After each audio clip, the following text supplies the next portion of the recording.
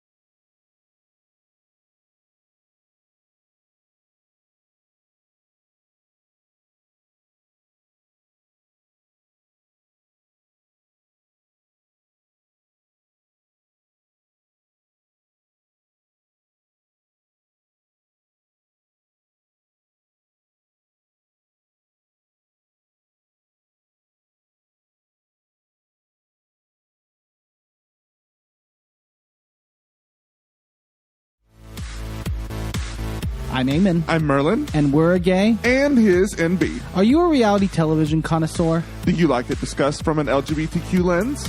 If so, A Gay and His NB is the podcast for you. Hear us break down all your favorite guilty pleasure reality shows from Bravo, Drag Race, and just about everything in between. Listen to A Gay and His NB on Apple Podcasts, Spotify, or wherever you listen to podcasts.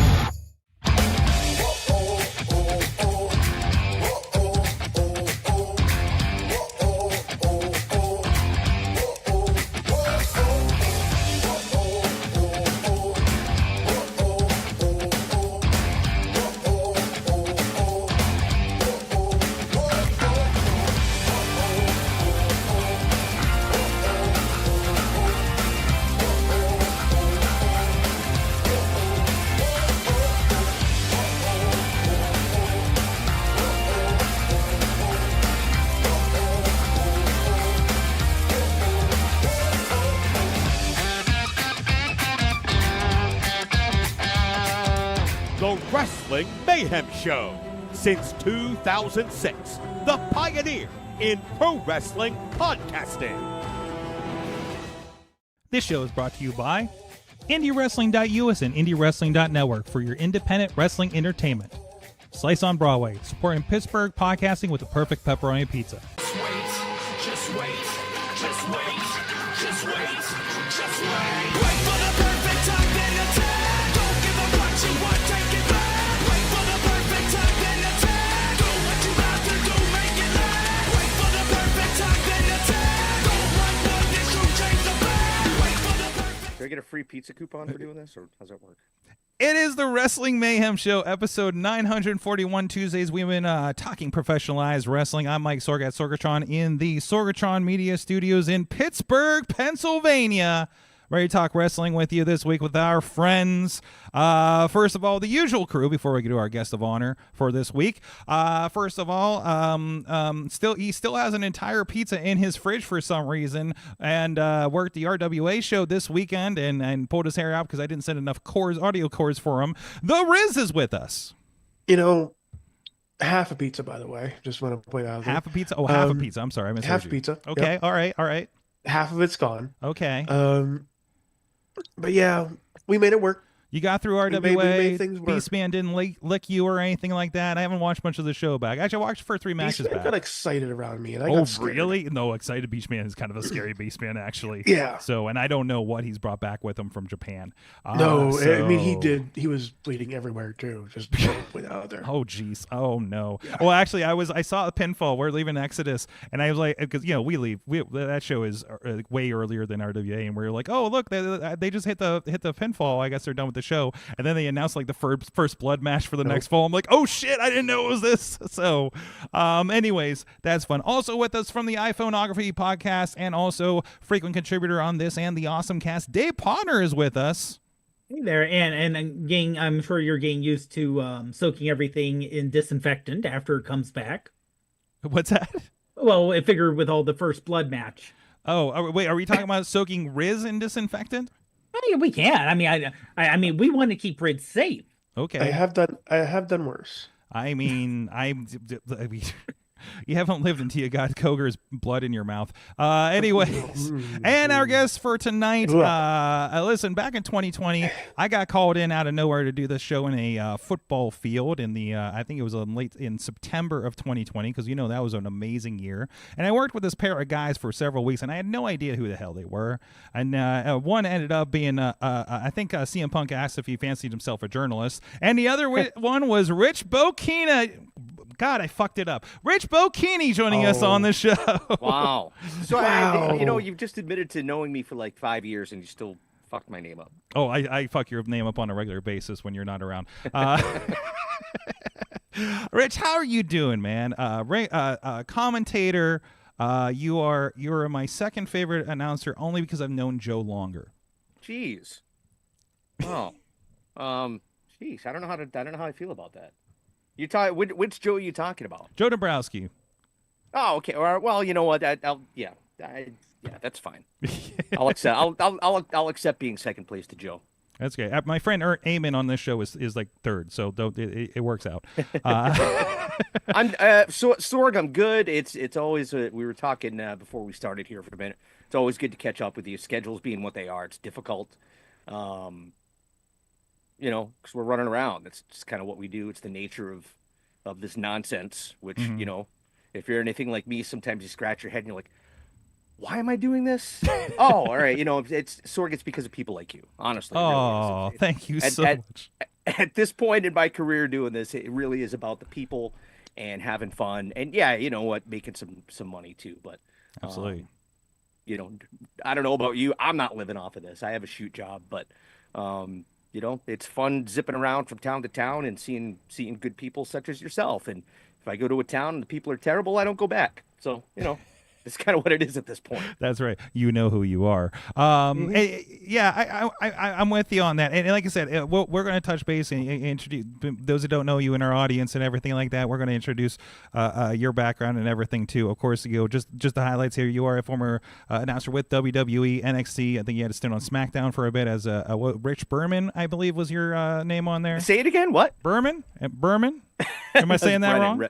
It was. Well, I understand that there was somebody at WWE that looked kind of like me, kind of like Millhouse. Oh, I that see. Went by the name Rich Brennan. My understanding was he died in. I've heard multiple things. It was either a bizarre gardening accident. I've also heard that he spontaneously combusted in the announce seat.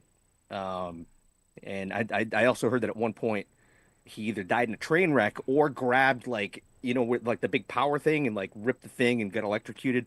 So there's a whole lot of like Frank Grimes Spinal Tap going on, and I'm not quite sure what to believe actually happened to him. But I've been told I look like him. So yeah, allegedly. We'll add the allegedly on there too. So yeah. no, Sorg, I did do some digging before the show. Oh no! And for this Brennan guy, whoever he is, I saw that he was on SmackDown early 2010s, and I saw a rumor that he was actually going to go out and interview El Generico when El Generico was on the way, and they were both lost at the same time going to that orphanage. Okay. Interesting. Yeah. Interesting. See, I don't know if that really lines up with me though, because I don't know. Maybe it does. Maybe that's. I don't know. It's a mystery that will never be uncovered. Apparently, it may also be helping sick kids in Paraguay or wherever that story is. Right, of course, yeah, that's the way. No. Rich has been, I've been thrown into a lot of big productions in the last 5 years now. God, 5 years. Right. And you've taught me a lot, and it's good to finally get you on the show here. There's stuff that there's literally things that you've taught me at Warrior Wrestling that I am still teaching. Like I have brought some of the stuff you taught me to like MMA promotions and things like that I've worked with over the last several years. Yes. Very much so. Like I'm glad whatever I told you helped. I was on a meeting with a decent sized, it's kind of a startup, a streaming provider for MMA, and they're like, we want this for all our promotions. I'm like, why don't you have this? You said you're from like a big multi-letter sports company. I won't blow that up, but it's really kind of shocking, that kind of thing. So but anyways, and again, you always got we always have great conversations about what's going on in the world and everything too, and catching up and everything, and we'll get into it.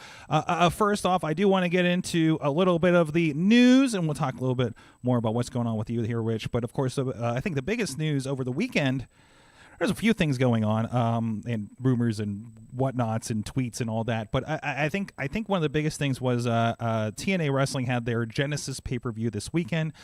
Just about a day or two before that, they had an announcement that WWE is partnering with TNA for a multi-year deal. And I guess akin to what they have been doing in this past year as an experiment, where we've seen Joe Hendry pop up and stars from either side, basically NXT popping up on other shows. And I think it's interesting. Like they did put up TNA Genesis NXT was like a big graphic they put out, but they didn't announce anything. We had Cora Jade come out to get face to face with the Knockouts champion, I believe. We had Fraxium pop up and get involved in the Hardys and the Rascals tag team championship match. And leading into that, we are going to have the first live TNA Impact show in 8 years, I think they said, here on Thursday. Wow. So this is a pretty big flex here as these guys are going out, still doing pay-per-views and things like that. And they've been on the come up. They did the rebound a year ago. Personally, I kind of fell out. I think I looked at my history. I got Hard to Kill a year ago when they rebranded, and just through, you get busy, there's too much wrestling. I kind of took the rest of the year off from following TNA in general.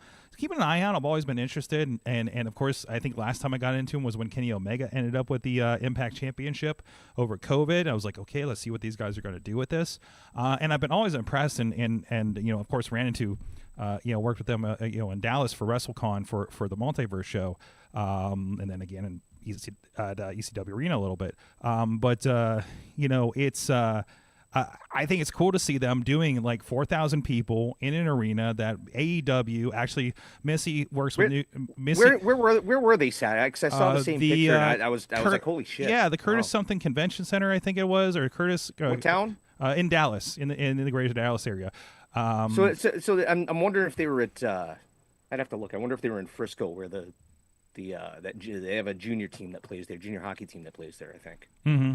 I'll double check it here real quick. But it was funny because I'm sitting there and Missy, she works with New Japan, and I'm like, Missy, I think this is the venue you work down there.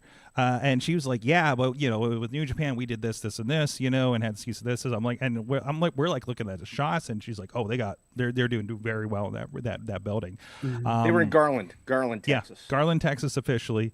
I know it was the Curtis something center. Curtis Culwell Center. Yep. I wonder what else they do there. They have, SMU plays basketball there, or it was. Ooh. So anyway, yeah. But again, like, it felt like a bigger show. It felt like TNA of old when they were in their hotness of, like, what is it, the mid to late 2000s, I feel, when they were stretching a little bit out of the impact zone and doing some venues. They're still, even at that point, doing like 4,000 or 5,000 people, but still that's more than like, that impact zone Universal Studios thing going on, right? So it does feel like they're back to a bit of reason. And I feel like they've been on this track for a while and doing really good about kind of keeping up with it. And the NXT thing like only brings more attention to them at this point, right? Yeah, TNA's like, I'm just amazed that they're back as that they're TNA again, and that they didn't just stick with Impact. I think a lot of us thought that was like the death knell, you know what I mean? But they're the company that won't go away no matter what happens. Like, you know what I mean? The world will end, and somehow TNA will still be running shows. Mm-hmm. I feel like ECW wishes they were TNA. Like they had TNA's longevity. They had that. They just keep, like you said, rolling down this road of just, we're not gonna be WWE, we're not even gonna be AEW. We're just gonna be our little niche corner in the world of professional wrestling. Mm-hmm. And I've been tough on TNA way too long. Who hasn't been tough on TNA over the years? Like I feel like I remember when like TNA. Remember when TNA blocked individuals from this podcast presumably because were you blocked as well? It wasn't just Mike. I was blocked from the TNA Impact, which is wild show, which was streamed on Ustream. Which is wild because you never said anything online about them, I thought. Because I know in the other case, he only said things on the podcast and somehow he got blocked. No, that was for what was his name? That was for tweets. That was for tweets. The other guy I thought was because of tweets. He said he didn't do much on. I don't know. He didn't do much of tweeting. Maybe just maybe it was just in. But I think because he was trashing them through our account. He was. But I think it was just one particular person that blocked us. Yes. Yes. Josh Matthews. That's who, because he blocked both of them. I kept wanting. I may have messaged him one time and said, "Please unblock my friend." But is he still there? Is Josh still there? By the way? I'm unclear. I didn't see him when they did the last multiverse show. But I presume he's somewhere back there. You know. But no, yeah, because I remember we did. They pulled me in for, what was that, 2016 or 17? They were doing the Twitch streams, which were they pulled me in. And Rich, you saw where I was when I first started with you guys. I had no business doing a fucking Twitch stream in those days. It was you thought I had duct tape shit when you saw that first Warrior in that fucking ring truck in the rain. It was like, my God, no, I'm shocked this worked. Hold on, was that the show? I did the Dayton shows with Rockstar. No, because I'm just thinking about the first show that you're talking about. I remember one show we had that truck. Yes. And I remember Hausman saying it's a direct show. I kind of thought that was funny, but there was another show.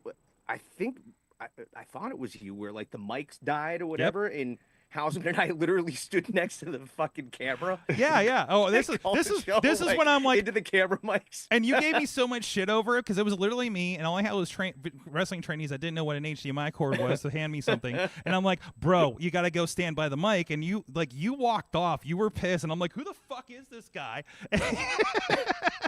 And you went, listen. I'm like, listen, we did this on the Indies for fucking years. This is how we used to do commentary for 10 years at IWC. This is the way it was taught to me. Trust me, I know my shit. Just to preface, and I think you can appreciate my mindset at the time. Yes, absolutely. At this point, I hope it's the second week, by the way, that I saw you. I was very when Warrior started, I was like, look, I want to do this, but let's do this right. Yeah, you know what I mean? Yeah. There's nothing that drives me more nuts than, listen, you can do it. I believe you can do a show if all your cameras die and all you have is a hard cam. Yes. That's doable. But if it sounds like shit, people are going to turn it off. Yes. You know what I'm saying? Yes. And I don't know if it was at the Kentucky Derby or a NASCAR race a couple years ago where they had all these great camera shots and the audio was garbage, and that's what people complained about. Yep. So anyway, that was my mind. I'm like, what are we doing? What kind of fucking shindy bullshit is and this? trust me, it was better than the alternative. It was. And the funny thing is, the funny thing is, watching it back, it actually didn't sound terrible. It actually sounded all right. Sorry, go ahead. No, absolutely. I don't even know where we came from for there. No, the TNA shows. Oh yeah, dude, I was pulling that together. At some point when I was first hooking it up, because I literally referenced this because I was like, oh, if I do this, I'm going to pull a graphic up, and they're like, why are you doing this? Is because we were on the NWA feed this past weekend, and I was like, listen, if I fuck this up and if the other guy didn't set this up the way I didn't think it was, everybody working out in the ring is going to be out on YouTube, just like I did the TNA on Twitch that one time. Oh my God. And meanwhile, I'm in the Rockstar facility. I have zero reception on my AT&T phone, so nobody can text me that there's a problem. They're like, oh no, you needed the graphic up, and I'm just like, I didn't. And at the time when I was streaming doing this show, you stream to something and then hit go live. I didn't know Twitch is you go live when you stream. You know what I mean? I'm like, what do you mean we're live? You're Anthem Sports. You got this, right? You would think, but when they're like, they have their expectations of whoever they worked with or whatever, and it is what it is, and it was just like, it was a learning experience, Right. The cool thing is that it's actually fact that we've been through those things and we've seen, okay, this doesn't work. Mm-hmm. How do you do this? And we've gone way overboard. You and I and other streams I've done. Oh, absolutely. We've tried to pack too much shit in there. So I think it's all been a good learning experience. And by and large, most indie wrestling streams at a certain level at this point all look and sound for the most part pretty good. I think we've weeded out a bunch of the garbage, and people have kind of figured out how this stuff works. There's still others, that are whatever, but I'm proud that we've kind of had a hand in that. You know what I mean? Mm-hmm. And I can confirm that watching Twitch streams of previous wrestling shows where it's just the camera is, let me see, the camera's here, but the ring is over here somewhere. We're just not. It's it's in a corner spot, and that's the only camera. Yeah. And it's a GoPro camera. And that's like on IWTV or something, right? Yes, you have to pay money for that. Yeah. And it's like very, very foggy. You know the immediate way you can tell if somebody knows what they're doing. And Sorg, I think you'll back me up on this. When you've got your hard cam, and then they cut to a shot, and it's the opposite side. Oh, in streaming or TV, you call it the 360 crossing. I'm sorry, the 180, right? 180 rule. The 180, yeah, not the 360, the 180. But yeah, immediately that's like, okay, they don't know what they're doing. Right there, right then and there. It tells you everything you need to know. No, absolutely, and that's something that I find with it. Like, oh, this is great. This is a great shot back here. I literally had this at the training show with somebody I've been working with for a while, who's very, very good, by the way. He's like, and we were in a difficult room with this new training facility, and we're trying to figure out our positioning and everything before we start training students, like our intern that's on the line right now. And he's like, this works really good over here. I'm like, no, you're across from the other camera. If they square up the other way, you both have backs, and I've just lost 50% of my, like I've just lost all my shots, and hard cam. And there's too many people in the way for hard cam. So there are times that it can work. Yeah, but it has to be. It has to be strategic, and you have to understand why you're doing it. But exactly, not that's just a whole because. other thing. Absolutely. But it's we've had this with Exodus where it's a very there's not a lot for our room. We've been figuring out that space for literally 2 years at this point, and we got it pretty down. We understand how to shoot the room, and it's not. And that's why I don't want to switch people out, because I'm like, these two understand how to move in this room. They understand what the wrestlers do. They understand this kind of thing. And, oh, God, this is going to be a production podcast, guys. I'm sorry. We're supposed to be talking about news here, Sorg. Yeah. I'm sorry. I'm sorry, completely threw you off. Oh, no. But anyways. Tina just posted in chat, sitting under the production and commentary learning tree with Sorg and Rich. Yes. And then Tina is the one that gets us thank you. And by the way, thank you for bringing me to Defy so I can meet Tina in person up in Seattle. I was a huge fan of you guys at Defy. Nice. So I appreciate that when wrestling and work bring me to Mayhemers like that. Right. So hi, Tina. About TNA also, Tina did mention that the location for the live TNA on Thursday is in the same town as WWE Saturday Night Main Event this weekend. Is this the Atlanta loop everybody's doing? Oh, it must be, right? Yeah, aren't they at center? I think they're at center stage, right? So they're there. I think AEW's nearby. I think even MLW is doing a show this weekend as well out there. Oh, maybe okay, yeah, maybe it's MLW that's at center stage. Yeah. No, I'm sorry, that's February. Never mind. I think because I think AEW's at some kind of basketball court or something too, right? No, NXT's at center stage if I'm not mistaken. Okay. So. And I love that too. I'm appreciating both NXT and AEW doing these interesting concert venues right now. I love the different look. I think some companies, including Ring of Honor, I always loved Ring of Honor in the small venues, and I feel like they lose that by being just a tack on for AEW. I do appreciate Ring of Honor for what it is, and also I'm one of the sickos that pays for it so I can just see how old people that I worked with are doing, on their come up. Right. And also Athena's fucking amazing, so that's worth it alone. In a lot of cases, but yeah, I have a big sometimes it just works in a smaller venue, and the energy is there. You can't get that energy in a big room. No, especially when that big room's empty. You know what I mean? And that's not a knock on anybody. Yeah. That's just the reality is at this point most decent wrestling companies can draw 300 to 500 people usually.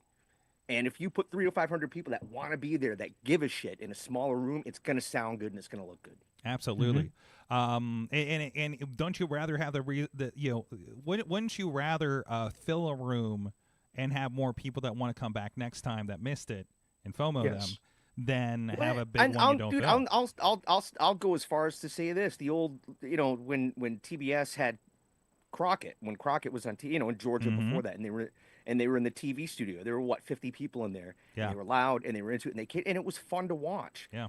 you take that, and you put those 50 people in an arena, and it's just bleh. You know what I mean? So listen, being in a small venue is not necessarily you start bad. counting the empty seats in the crowd. Yeah. Well, it's like our Thursday training shows. We'll get 30 people in there, and it's amazing energy. You know what I mean? And that's all we need. And also that's all we expect. That's all we need, and just something. All we need good. is Tupac family there. All we need is Tupac family for sure. Hey, they bring the noise, and the energy themselves. So, and that's great because most of our audience is online anyways for those, right? And these guys are getting exposure and they're getting their reps, and that's and all of us are getting our reps, and that's worthwhile. So, we're going to take a quick break here. We'll continue talking. Real quick, and then I got to get the Patreon. Real quick, I want to make a correction. Okay. Both TNA and Saturday Night Main Event are in San Antonio. Right. I think maybe the loop is next week then. For everybody, because Sean's going to be involved on something. Maybe down it's in San Antonio. Maybe it's Monday to. I don't know. Monday they're in Atlanta. Oh, okay. Yeah, so it's them, NXT, and then I think AEW is also in Atlanta. So and MLW maybe Sunday or something. So there was some Atlanta mega weekend or something like that. Somebody put out as a liner for that on Twitter or something. So. Anyways, thank you everybody that does support this show. We love to put this audience in a small room as our cheerleaders, but unfortunately they're all kind of all over the country, so we can't really do that as easily. But in the meantime, thank you everybody that does support this show on patreon.com/Wrestling Mayhem Show. We do have a Patreon only feed where you'll hear us in between the shows BS about stuff, with intern John and whoever's left over from the awesome cast. Actually, I'm making it just one Patreon feed between the two shows. So especially I got weirded out because I saw Mayhem Show on the the Patreon feed, and I'm like, it's 6:00 in the afternoon. Yeah, you know what? Screw it. It's just the Sorgatron Media. It's podcast night. Let's just let you guys have all of it. Then I don't have to remember to forget to reset it for Mayhem Show and things like that. Let's make it easier on everybody right now. And you get a little bit extra. You see what was in the other show. That maybe you're not interested in, because unfortunately we talk about wrestling far too much on the Tech Podcast, especially after the show when we're a little looser with it. And we had Katie on, who helped out with Exodus this past weekend too, and made a lot of new wrestle friends and got to hang out with her buddy PB Smooth and everything like that. But anyways, thank you everybody to support this show. You do get the post show and everything over there, and you do help keep this show running, and you guys have been supporting us for so long here. Everybody at the fan of the show level, do it with me guys on the Zoom. Bo diggity! Woo! Hey, everybody. Well as Team Hamfist, Tupac family, Bubba Brewer of the Triple B Podcast and APWF, Jason French, Dave Prof Bob Bonder, that's over there on the line as well, and lost my space. Rats in a Trench Coat, Tony Kincaid from over there at RWA, The Riz, and our manager level, Bradley, who has Rick, I got a question for you, Rick. Last year, I did this. I got this picture of our friend Bradley. That's Riz's shot on the video camera. That's a screenshot from the iPay-per-view. Scale of 1 to 10, how is that shot? I'm gonna give it a 7. Okay, good. I'll take the 7. I'll take the 7. I'll give it a 7. It's a passing, and I'm going to sit over here because again, my head movement is right there, and it looks very bad. So, Rich, but I'll take that 7. Rich, since you're new to the lore here, Bradley is kind of our local Pittsburgh ringside Rosie, which actually Pittsburgh also had a ringside Rosie, but you get the idea. Hat Pin Mary. You've heard of Hat Pin Mary, right? Is that what it was in your neck of the woods? I mean, there's different ones, and I might even be thinking of hockey, but there was a woman with a hat pin. And somebody come close and she, you know what I mean? That might have been a hockey fan. I'm not sure now. Yeah. So, but anyways, thank you everybody that support the show, even though we literally show your ass every week on the show for supporting us. It's right there. Anyways, where were we at? Are we still on production? News. Aren't we supposed to be talking about news? Well, that was the big news. We'll get to some more of it here in the show. I want to kind of more focus on you here, Rich. Well, all right. Yeah, there you go. Now I'm shy. There you go. Now really, you shy? I am. I'm a terrible introvert. I really am. Mm-hmm. You're you're like me. You're just like kind of don't come out until you have a microphone in front of you, right? Yeah, and when I started broadcasting, it was radio, right? Like I wanted to be a hockey announcer on the radio, and I thought, oh, maybe TV, but a sports guy on TV, you're doing like opens and you're not like on TV a lot, or you're not on camera a lot. So it was fine, right? Like, but put me on camera for like I don't know. I have a hard time with it. I don't know why. I just do. We've talked about this off and on a little bit before because you are I think for a while you were doing baseball. I think down in hockey. It was usually hockey. Why did I think it was baseball for a bit? Well, I mean, I did a little bit of indie ball, but I spent about 15 years in minor pro hockey. Mm-hmm. So I mean, and of course, so you said you were in radio and stuff. So you're more of you've come into like kind of the classic sports broadcasting kind of angle on this, correct? Yeah, I started out, I grew up in a baseball town. I grew up in Pawtucket, Rhode Island. So we had the Pawtucket Red Sox who moved a couple years ago, and the stadium's being torn down, which is a whole other thing. It's why I wear an Astros hat now, because I can't root for the Red Sox anymore. But no, I came from a baseball town, loved baseball, loved hockey, grew up a big Bruins fan, going to the old Boston Garden, and played a little bit in high school. I wasn't any good, but just loved the game and wanted to be around the game. And one day I just kind of got it in my head, like I could be a hockey play-by-play guy, and kind of went after that and was able to do it, like I said, professionally for, about 15 years or so. But, between doing play-by-play and being a PR guy, like the media relations guy for a couple of teams. But yeah, my background is in radio. And I actually, like, my first broadcast gig was like college radio, playing, doing like a punk rock show and playing punk and indie and stuff like that. And then, then that kind of, I could keep doing radio. I could announce hockey games. So, I guess I came from, if you want to call it like this, the sportscaster background, but I'm self-taught. I really, I never really had classes or whatever. I just kind of did it and learned and picked people's brains that did it and, got to whatever level I got to. Yeah, because I feel like a lot of people that have come around, at least until more recently, they seem to be like, they were like, hey, they needed a guy in an indie show, and that's kind of, they kind of grew up from there, and they either kind of stayed on a level or trying to figure out how to expand that. You mentioned Joe Dombrowski, like I think is a very classic example of that he's kind of created his own niche even outside of announcing, with his kind of productions and such, right? So So how did you cross the threshold into wrestling? It's bizarre. So I was in. Isn't it usually? It always is. Like, and it's funny how like the things that happen that kind of get you to like quote unquote the higher level or like the big leagues, so to speak. Like it was just totally by accident. You know what I mean? Like I said, my goal for the longest time was to call games in the NHL. I would still love to. It's never going to happen. I would still love to, but I was working in Rio Grande Valley, McAllen, Texas, for a hockey team. We also had arena football down there, and a friend of mine was a ring announcer and did like an indie wrestling show. And I'd always been into wrestling. I'd been a fan for a long time. Kind of dropped out of it during the Attitude Era, and a lot of the that wasn't for me, that whole style necessarily. But anyway, I kind of got bitten by the bug, and I thought, well, maybe I'll ref, right? Like that'd be fun, like learn how to referee or whatever.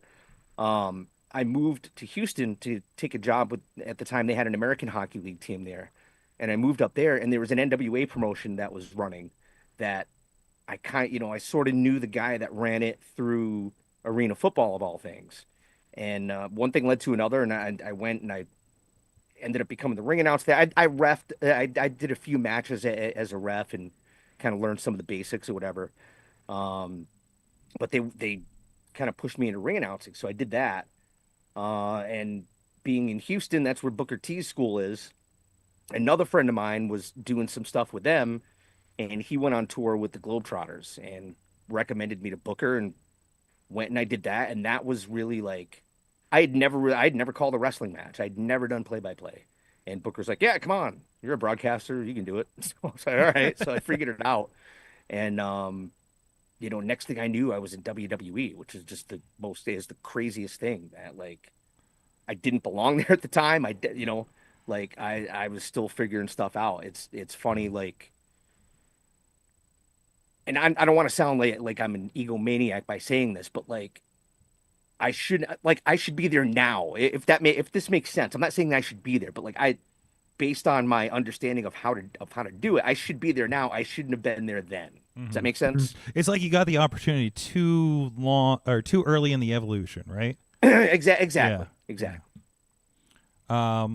Which is kind of fascinating, So, but I guess, if you're in Booker T's promotion, I guess they're going to pull from that before anything else from the lower. I mean, right? now, the funny thing is too with that is now they're like the WWE ID, and they have guys coming down there, and he's been doing stuff, having NXT guys come in. I mean, it's 2011, 2012, whatever it was that I was there. Booker was trying to do that then, and they just didn't want to do it for, like, not his promotion, but WWE didn't want to send guys out to the indies. Yeah. And now they, when they announced that thing, I texted Booker. I was like, no, we've only been saying we should do this for the last 12 years. He's like, yep, overnight success. Well, it's interesting now because it feels like there's these paths, right? Like before it was like OVW was the path into like WWE, right? Which became NXT. Became that path where I guess Florida Championship Wrestling and then NXT, right? And then now we have like this ID thing. So now you have like, well, if you go to this school, you have a better chance of getting here, But also, obviously personally, I'm seeing with NWA's territory system with Exodus, like it feels like that's the other way in, right? Is they do have these feeder indies in this whole territory concept that they're doing now, which I feel is much different than like I know it's made to reflect what NWA territories used to be, but it's a different animal. You know what I mean? So like it's not direct, it's not a WID. They have the name. There's just like a interesting loose connection. But still, you see those guys. Like you see guys like PB Smooth there, like going Pretty Boy Smooth there, like definitely like getting fed in. Guys from the Joe Costanza. God, I'm sure everybody's up. Sorry, I'm under the weather, so I'm not good with stuff today. But I'm a little out of it too. Don't feel bad. Yeah, it's sub-zero temperatures up there for you too. It's 17 degrees in Boston right now. Do you have your Dunkin' iced coffee with you though? I'm not a big Dunkin' guy anymore. You know what I mean? I really don't drink coffee at all anymore. Yeah. I'm on like cup 7. So I'm trying to just keep going right now because I had a meeting this morning. But anyways, but yeah, like it feels like there's more defined paths to get where you want to go than there were 5 years ago even, right? That there's I think a lot of that probably has to do with the fact that Vince isn't there anymore. Yes. He had his very limited view or whatever of kind of what he thought a wrestler should be. Hunter's obviously got a very different idea of that. I think what you saw OVW, FCW, even the performance centers, that you saw guys that kind of had a similar look and were trained to work a certain way. So everybody was just kind of the same. Now that you're drawing from different places, the basics are the basics. You know what I mean? Mm-hmm. But how you develop that and how you interpret that and how you make that your own is going to depend on who you were trained by and that type of stuff. And so I think what I'm trying to say is now you're getting like a mix of those different flavors that like you have people that look a little different or that maybe do something a little bit differently that's not inside that rigid box of kind of what WWE wanted for such a long time. Yeah. It's good. I think it's a good thing. The biggest key to that is just getting reps. And that's another thing with having these, shows or schools or whatever that are, that are blessed, I guess, by WWE at this point, is that, you can go around and in theory, you can work a lot more. And that was the beginning of FCW and the old Coconut Loop in Florida, working all the little towns. It's just to be out there. It's just to be wrestling 3-4 days a week in front of a crowd, because that's where you learn. You don't learn just by training in the school. Yeah, you know absolutely. You do, but you need to get out in front of people. Yeah, absolutely. Again, we talk about every week here about this weekly show. Like I feel like these kids are getting like weekly reps versus other schools I've seen over the years is like seeing like maybe they'll get on the show once a month is just, you know, I feel like they're leaps and bounds beyond other trainees that I've seen in the past, right? So like that makes all the difference there. You know, in front of people, not just like training matches, right? Like in front of people, in front of cameras, understanding that concept now, because there's so many people who are like 5, 10, 6, sometimes 10 years in, and I still like know hard cams over there. You know, it's really fascinating. I had a few times where I was like whispering that, but I feel like now. see, I train them well around here, Rich. Yeah, good. Like, I feel like now you see these, like these branches off of into WWE type situations, where before it was just like you get this pamphlet that says, "Hey, you could train with me. I was the fourth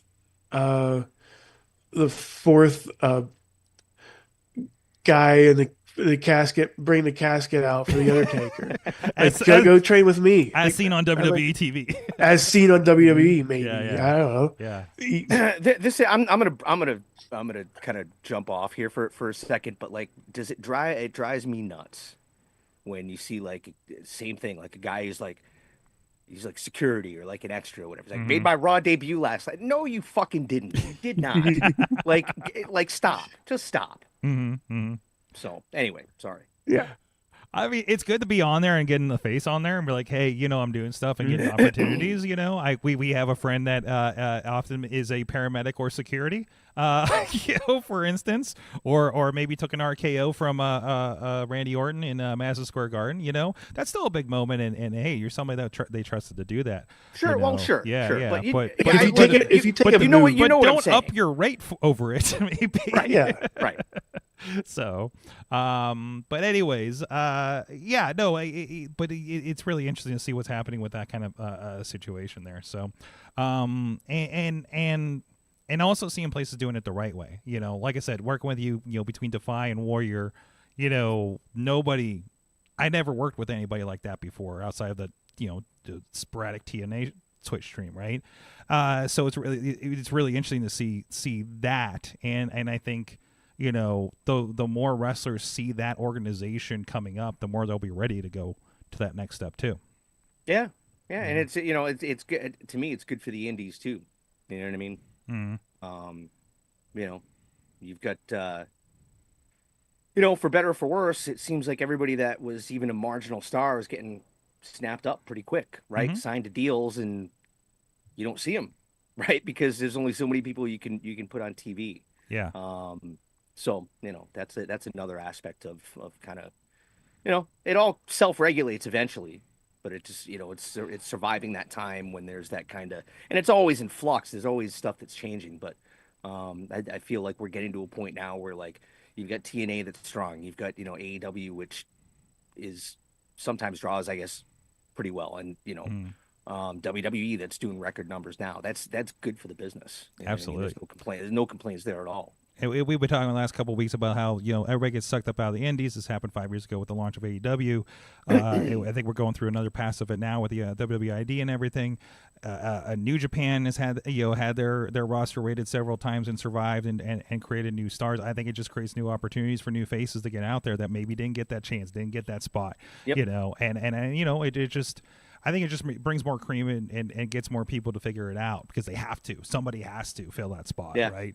Yep. And it really kind of, you know, people that were kind of like sliding on that mid-car indie status gets that shot, you know, and somebody like a Defy gives them an opportunity, you know, and they get in front of everybody on a different platform, you know, or GCW, or, you know, and these other, you know, I don't want to call them super indies, but yeah, they kind of are kind of this, like, I guess that's a very 2000s term. The well-known indie federations. Upper indies, let's say. Yeah. they're you know, they're just speaking from experience. There are places that, you know, if you want to say do it right, they do it right, and there are other places that are just kind of a little bit more chaotic, and I guess they all have their place. But you know, and I think just kind of in some ways, maybe, I don't know if you want to call it natural selection or whatever. The ones that are good and that have, you know, have a framework in place and have quality control, for maybe a lack of a better term, like.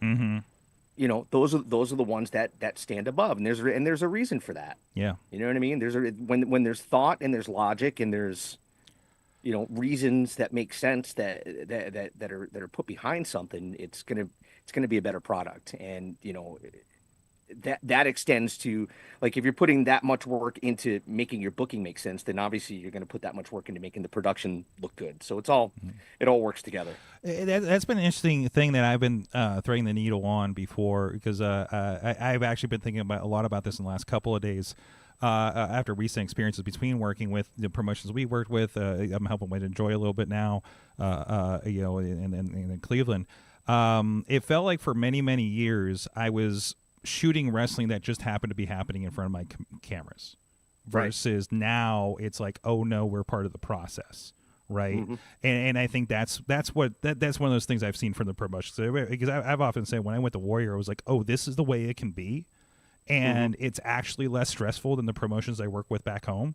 Because like some of them, and they had been long gone, but they were just a nightmare to work with, on organization and things like that, and just like communication and everything.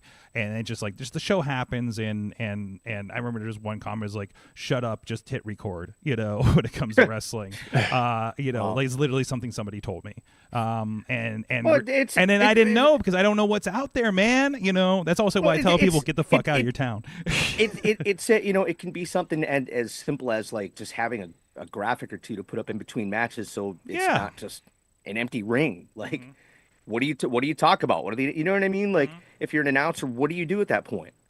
Oh, okay, well, at that point you're just kind of dicking around. Like, have some kind of setup. You know what I mean? Have some kind of idea. Okay, like, we need a minute between matches. All right, let's run a 60-second spot of something. Let's push merch, or let's whatever, run a pro, just something, so it's not just an empty screen. But sometimes it's so easy that it's like it gets overlooked a lot. And a little bit of like, and this is there's two things on this. One thing I kind of say is, my mission was always with the locals from when I started in 2012 as the head director, was like, what can I do to make this look more like TV? We know we won't get there within our limits, but more like TV, so people kind of accept it. And to say, like, I remember Samoa Joe came in, I think I was in the crowd at the time, against Ray Rowe, who's now a Viking or a motorcycle guy, whatever he is now. And they're like, oh, Joe must not be doing good if he's here in right.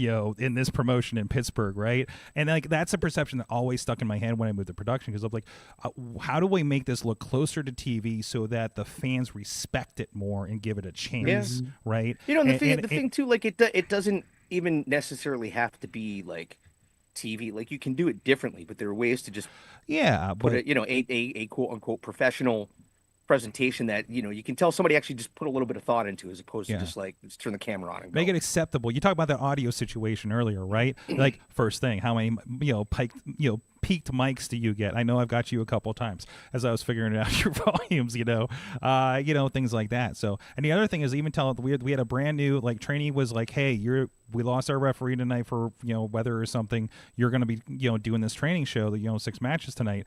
And I was like, okay, this is what the horseshoe is, which I learned from Jimmy Corderas doing his seminar. And also, you are part of production.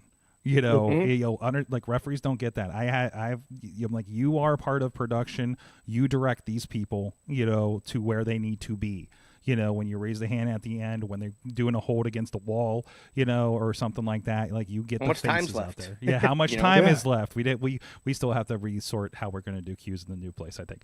But we had a system. But it can be as simple as somebody like at ringside taking their hat off. Oh yeah, absolutely. You know what I mean? One promotion has a hockey stick they raise above the curtain. So, like, things like that. You're ringside. You put a pencil behind your ear. There's a million ways to do it. Oh, absolutely. But it's also we're in a new venue that we're still figuring it out. So there's a lot on the checklist right now. But stuff like that. I think that's just things to consider. So, well, we're here with Rich Bocchini. We're getting into the weeds on production here because I hope we're not losing people. You know what I mean? I don't know. I'm hoping though. This is what I do from time to time because this is what this show's become. It was like people that were fans of wrestling to people that actually kind of work around it now. So you know, like Riz, Yeah, I was gonna say like. Before I was a fan, and then I went to wrestling shows. And then I said, Riz, can you hold this camera for me? Sorg put me on DVD. I was like, Riz, can you sell DVDs for me? Hey, can you hold this camera? I'm short. And then I'm like, hey, you're getting pretty good at this, Riz. Can you do it again? Hey, can you do graphics? Here, press this button. Hey, you want to learn? Hey, Riz, you want to learn instant replay? Because we were trying to figure that out too. That's how we go. That, by the way. That's how we go. Yeah, we gotta get you on Thursdays. You gotta quit that other thing you're doing. But I think along those along the same lines, like during those 880 shows at the end, people come up to us and go, "Thank you for making us look good." Yeah, and we're like, we're only half like. You're the people that we're shooting, so we have to make you. And I'll tell you that they will. Process. When you work at higher promotions, they tell you the same thing. Like when you're at other promotions, they tell you the same thing. The ones you see on TV, they will tell us the same thing. Yeah, absolutely. Yeah. And that's because they know what the damn formula is. Anyways, well, real quick, I want to give a shout out here. Again, we mentioned our friends at 880 Wrestling again every Thursday, and of course we do have the Thursday night fights, and they did just have the ball drop here live on our YouTube and all the other things. Hey, if you're getting like weird like commercials for like retirement homes somebody was telling about today while they were watching the Den of Desire ball drop show from Friday night, we do have an option over at IndyWrestling.us, IndyWrestling.network, because they get commercials. You know, I forget, I pay for premium, so I don't see this stuff, but you know, the YouTube commercials are pretty god-awful, right? But we do have an option for you over at IndyWrestling.network. You can go over there and check out all the shows for 880 Wrestling. Over 100 shows we've done with them since February of 2023, by the way, including the weekly Thursday night fights, their monthly shows. They had some no rings that we did. They had some other special shows that they did. Again, it's a school promotion. It's kind of got wild. I got in the city paper last week, and now we're in the South Side in Pittsburgh proper, working with the guys at Penn Brewery. Oh, hey, I actually wanted to. Where's that at? Where did I put that? You know, I'm going to forget everybody's name now because this is one thing I love because I grabbed this because I didn't grab this last Is that a new one? No, this is the one from December show, but they were still selling some leftovers at on Friday's show. So like, Missy, your mission is to make sure I get one of these because I got the first two, and I love that we work with a promotion. Enjoy was the first one to do this at Taco Mania that I saw, and I didn't get a chance to get a can of that there. But also I got to make sure it's something I can drink because I can't drink like IPAs and stuff because my sinuses go out. But this is a nice Oktoberfest from our friends Stefan and our friends at Penn Brewery, since they've been doing shows over there, including that beautiful show with the skyline. By the way, the matches are going to get reposted very soon from that. That was the World Series show we did a few months ago. We're on top of the parking garage with the Pittsburgh skyline, and the most beautiful show. All respect, Rich, to Defy and Warrior. What the most beautiful show background that I've ever been at. But yeah, this is the Unholy Holiday 2, Brandon St. James from Penn Brewery. It's a wonderful Oktoberfest, and I haven't drinking this one yet. I can't remember if I had. Yeah, I had one of these. I think the first one I actually drank. The other one was a can I found on the floor, so I grabbed it. Oh, floor so beer. This is a drinking show so now. Fun. No, I didn't drink the one from the floor. You drank stuff from the floor. I didn't know. I got the can so I could put it on my shelf as a memento. As long as you're not on the floor with the beer. I like to call IPAs "Isn't piss available?" Ooh. Keith I like IPAs. Keith Hawk. He was like, "Here, buddy, you look stressed. Let me give you a beer at the end of the night." And I'm just like, bro, I'm gonna have a headache for 2 days if I drink this. I got like an allergic reaction to like heavy beers. I can drink like the lagers. I recently had a Guinness non-alcoholic, which actually wasn't bad. It was like it was the closest that I've had like in any beer that was what it's supposed to be. It wasn't bad at all. Yeah, because I remember those were a little heavy when I tried them before. It just like I'll feel it right up in here, and that's why I'm Yingling and White Claws, and then they yell at me in Michigan when I ask for a Yingling. They yelled at me. You can get that in. I know, like they have Yingling in Florida now. I get it in California. Can you? Yeah. So I'm on the beach in California. I went on the wagon in 2013, 14. Mm-hmm. And didn't have a drop of alcohol for like 7 years. Respect. And, just the past couple years, like, I'll go and I'll have a beer or two, whatever. But Yeah, Yeah, your low points. I put the brakes on, but I can actually enjoy a beer now and be, oh, this is a good beer, as opposed to just fucking sucking them down. You know what I mean? Yeah, I try to only drink socially, and you guys are on Zoom with me, so this counts. Anyways. But no, we are on social media. So like I said, we're having a lot of fun here. I want to talk about it a little bit because, again, thanks to you, I got to have the Defy Wrestling experience for a couple of shows up there in Seattle, and one of my favorite rooms. It is the loudest. It is definitely one of my favorite rooms that I've ever witnessed wrestling, let alone worked in. And of course you're very involved there. I know Defy has a big show coming up here, 100th, which is the eighth year anniversary, I believe. Yep. And you're pretty much the voice of it.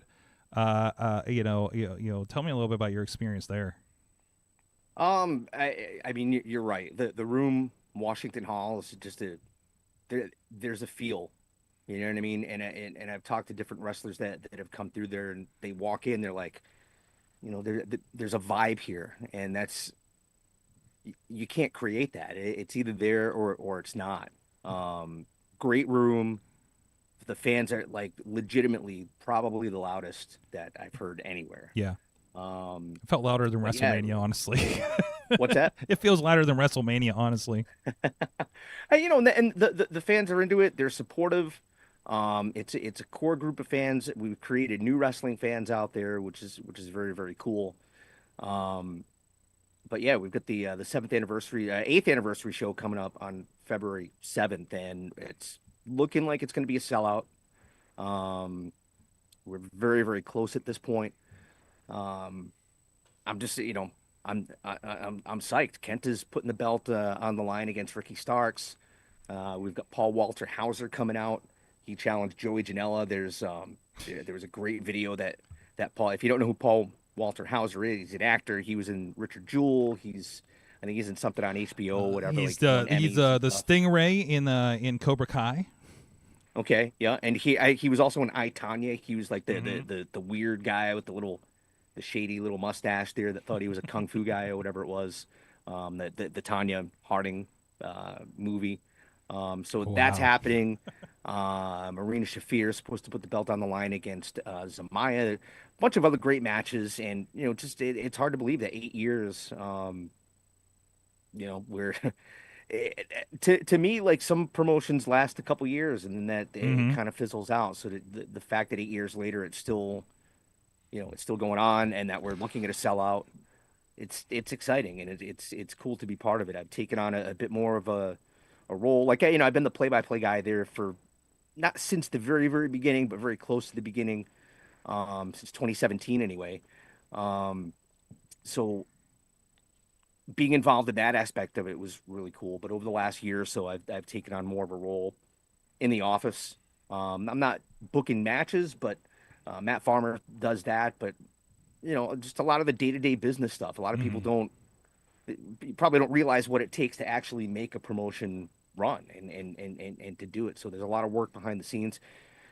So it's cool. It's it's a different thing for me than I've done before. But I've got my hands on everything from the website to the booking travel, and you name it. I'm probably doing it. So 8 years, it's hard to believe. So I'm excited, looking forward to February the 7th. No, it's very cool. I know that you guys have been part of like the what do you call it, the collective around some of the big shows and everything like that too. So it's cool to see like Defy getting out there, out of the Northwest and doing some really cool stuff around. And I think isn't there and there was a merger of sorts with was it Progress? I think with it was Progress. Yeah. We work very closely with Progress. They've been great to work with. They just kind of let us run Defy as Defy. You know what I mean? There have been crossover stuff and bringing some of their guys over, but they generally just kind of let us. We run it as its own thing, but it's part of a larger umbrella, so that we have some support, financially, and then just other business aspects as well. So it's been good. You know, it's growing a lot. There's been some growing pains, but I think we're getting past that, and you know, the future looks bright for sure. No, that's really cool, and especially now. Like I feel like so many promotions, you know, whether locally, nationally, like feel like you said, to kind of like drop off or kind of pull back, I guess is one way to put it. You know, the burnout is real. I don't know how many promoters I've seen, you know, first, you know, say, "Hey, are you okay?" day of the show. You know, basically every time I see them, you don't know how many times I go up to the promoter and be like, "You remember to breathe?" You know, because I want to make sure they're not losing their shit, so I don't lose my shit in the middle of the show. But anyways, but no, but like it you know, especially you know, it feels like this is a promotion that runs at such a high level, you know, akin to what we were doing at Warrior, you know, is just it was unbelievable what they were pulling off there. You know, it's unbelievable to see what Defy pulls off, you know, and guys on those levels too, you know. So and even like I saw you're working with Deadlock Pro. That's another one of those that I think is on that level that you hear about, right? Oh, absolutely, so, for sure. It's excellent, like. Kind of what I was talking about before, things that are thought out, logic, reasons. Yes. Like, you know, from the booking to why certain things happen and just the production value in general. Yeah. I mean, those guys are great to work with. I work with Caprice Coleman and Veda Scott doing commentary there.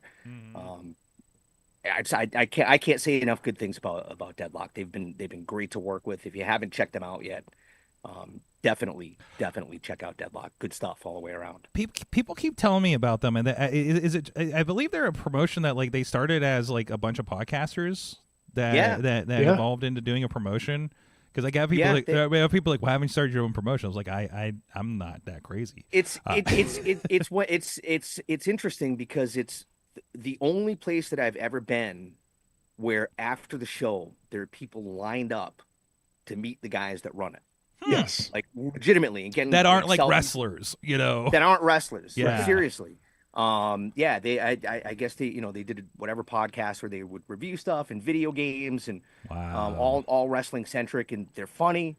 And yeah, they just decided one day that they wanted to start running stuff. So they had run a few shows, and then eventually gave me a call, and we talked. And I looked at what they were doing, and it was okay. Yeah, let's give it a shot. And it's been 2 years now, I think, a little more than 2 years I've been with them. Like, great guys, great place to work, and great matches. It's, you know, it's fun, and they do it right. So that's you know, that's important to me. And I don't want to come off sounding egotistical or whatever, but like, I don't want to do crap wrestling. I don't want to do garbage wrestling. There's a place for it. I understand that there's an appetite for it, and that's fine. You know, and there's definitely a place for a promotion like an 880 for example, right? Where guys are learning, right? And right there, you need those places. You know what I mean? And I'm not saying that like I wouldn't be involved in anything like that, but you know, it's between a shoot job and, you know, I got married again and travel, you know, all that stuff. You kind of, I had to focus. Okay, like, what am I going to do? I don't want to just run myself completely thin. You know what I mean? So it's a matter of kind of picking, and you know, you want it to be the right fit. I don't want to do it just to do it, if that makes sense. No, absolutely, and you know, that's, you know, and to me, like when I talk about an 880. You know, some people have been there for a minute and then start going to bigger promotions, right? And someone's like, "Oh, they're only here for a second." I was like, "Yeah, good. Nobody should stay here. Almost nobody should stay here except for MV because he owns the place, right? Like the whole idea is, you know, we got guys that like have been there and now they work for like every promotion in the area and starting to branch out more. Like they're in that next phase because they got something and got featured, and everybody says, "I want that." You know, guy. a lot of times that, you know, those smaller shows like that are, I mean, it's the grassroots, right? Like you need somewhere to learn, you need somewhere to train, you know, and that's not a knock on anybody that's there. You know That's a reason. That's a reason you're there. And even the production, we use it to prep people. Literally, we had somebody warming up their graphic skills so they can go do the big show on Saturday, right? Like, I think you need that. We need that on our sides because you know, We can't try it. We can't try stuff out and hope it works on a big, big show. You need to be able to go somewhere and make mistakes and fuck up and not have it be the end of the world. I'll go as far to say that there are promotions that are out there that don't need to be online. They don't need to stream their matches. They shouldn't be streaming their matches. You know what I mean? No. I think people need to learn, without the pressure of like, okay, you think about the poor Boom Goes the Dynamite kid, right? Like, you remember that, right? Like, nobody ever should have saw that, ever. No. But now that kid, like, if he got a job on ESPN right now, he's forever the fucking Boom Goes the Dynamite kid. Mm-hmm. Like, he's never gonna shed that. Yeah. He's gonna have that on him for the rest of his fucking life if he ever did broadcasting. I don't know what he's doing now, but you know what I mean? There should be places. I thank God that when I was starting out doing hockey, that wasn't online. I was fucking terrible. It was awful. You know what I mean? And it would be. I don't want to. I go back and I listen to it and I cringe at this point. Like, there's no reason for some of that stuff to be out there. Same with early days of this podcast too. So thankfully nobody was listening. So it's all right. But it is still out there. The thing is, that's true with everything though. Mm. If you're just starting it off, you're gonna suck. Yeah, that's reality. So if you, I think I don't know where I heard someone say this, but embrace the suck.